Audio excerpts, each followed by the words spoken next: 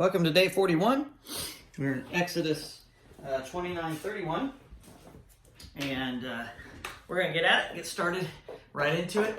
So just want to point out there are some sevens, so I have my list here of some things that pointed out in this reading. Aaron's garments in Exodus 29:30. It does say the descendant who succeeds him as high priest will wear these clothes for 7 days as he ministers in the tabernacle and the holy place. Then the ordination in 29:35. This is how you will ordain Aaron and his sons to their offices. Just as I have commanded you, the ordination ceremony will go on for 7 days. Okay. Holy altar. This is in 29:37. Purify the altar and consecrate it every day for 7 days. After that, the altar will be absolutely holy, and whatever touches it will become holy. I want to point out, as I was reading this, it just hit me. There were 7 days of creation, and there's going to be 7 days that are 7 years in the tribulation. We alluded to this the other day that the prophets used a day for a year. Moses was up on the mountain for 40 days and 40 nights, and they get punished to be wandering in the wilderness for 40 years. That's all connected as far as how they give the punishment and stuff, and how they describe those sort of things. But again, back to the sevens. This is a special number. I hope you're starting to get it. The list is starting to grow for the number of sevens. And then here's a punishment for the disobeying the Sabbath. Chapter 31, verse 13 through 15. The sevens here is, tell the people of Israel, be careful to keep my Sabbath day, for the Sabbath is a sign of the covenant between me and you from generation to generation. It's a promise. And God does not break his promises. And he doesn't want us to break them either. It is given so you may know that I'm the Lord who makes you holy. You must keep the Sabbath day, for it is a holy day for you. The Sabbath day is a holy day. And back up a second. It is given so you may know that I am the Lord who makes you holy. God makes us holy. That's the greatest thing right there. Jesus is the reason we get to go to heaven. God makes us holy, and Jesus made a way for us to go to heaven. Anyone who desecrates it must be put to death. Anyone who works on that day will be cut off from the community. You have 6 days each week for your ordinary work, but the seventh day must be a Sabbath day of complete rest, a holy day dedicated to the Lord. Anyone who works on the Sabbath must be put to death. I'm not laughing. It's a pretty serious thing. I'm laughing just because we're talking about a holy number. I want to call it a holy number because it's used for making things holy. Those days are used for it. So sevens are kind of important. All right, let's move on. I want to talk about the census. God typically, I think in the Old Testament it says no census, but he also has them take a census. If we look at chapter 30, verse 13, it says, each person who is counted must give a small, where's the census at? Whenever you take a census of the people of Israel, each man who is counted must pay a ransom for himself to the Lord. Then no plague will strike the people as you count them. So I want to make sure you get that.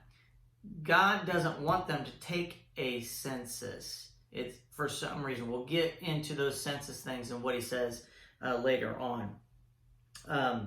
But he says, whenever you take a census, he doesn't say, hey, go take a census, at least not yet. You got to pay a ransom for every person you're counting, all the men. And then it says this, each person who is counted must give a small piece of silver as a sacred offering to the Lord. This is not a tithe necessarily. This is above and beyond what the tithe. This is still supposed to give the best of your first fruits, 10% of the best of everything. But this is different. You're taking a census because, hey, everybody is going to pay for this tabernacle, this thing we're going to build and take care of the Levites. They're going to be the priest. Aaron's the high priest. And everybody's going to do it. So we get to a couple different things here It says, a small piece of silver. Payment is half a shekel. Again, there's some measurements for you. All who have reached their 20th birthday must give this sacred offering to the Lord. So the kids, teenagers, they don't have to give that. When this offering is given to the Lord to purify your lives, making you right with Him. The rich, okay, you're doing this to make yourself right with God. And the rich must not give more than specified, and the poor must not give less. Everybody is expected to give the exact same amount. That is the purpose of it. You give your tithes, your first fruits, but this, every single person, 20 years old and older, has to give to help pay for these things. It is a command, okay?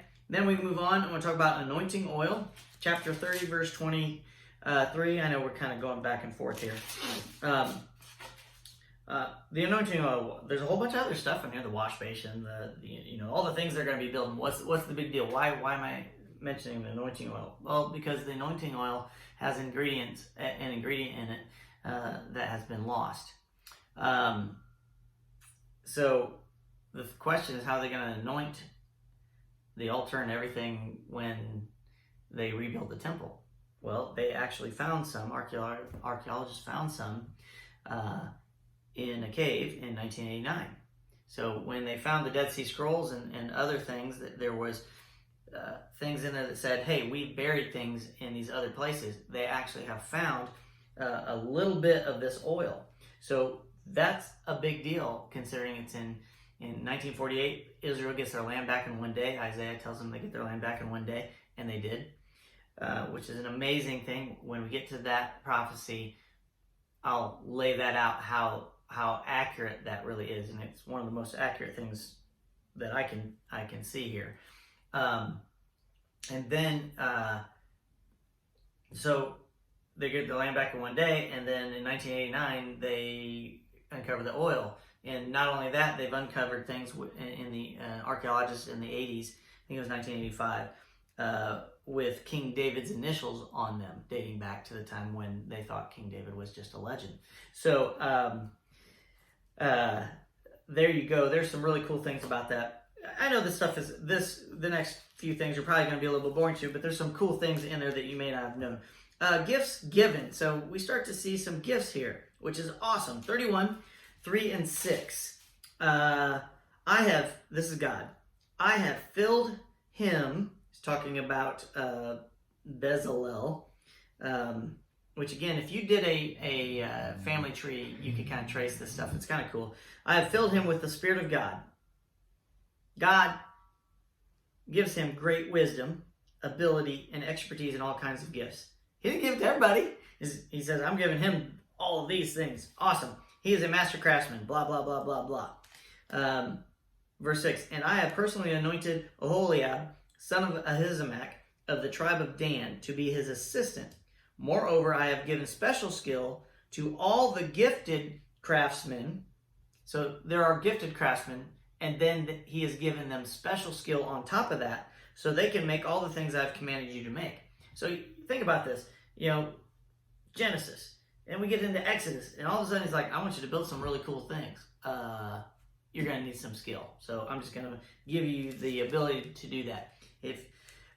For me, I like to build things and do things, and it is amazing to me how sometimes it just happens. I don't think anything just happens. And according to reading through Job and all this stuff, nothing just happens. God's got his hands all over it. Let's see here. And the last thing, the finger of God. Verse 18, the very last verse of what you read today. When the Lord finished speaking with Moses on Mount Sinai, he gave him the two stone tablets inscribed with the terms of the covenant, written by the finger of God. I hope you didn't just read over that. God gave Moses the two stone tablets, inscribed with the terms of the covenant, written by God's hand, his finger. Moses wasn't doing this. God did it. God has a finger. He wrote on it. Later on, you're going to see the hand of God writing on a wall. Such an awesome thing. That is day 41. I will see you tomorrow.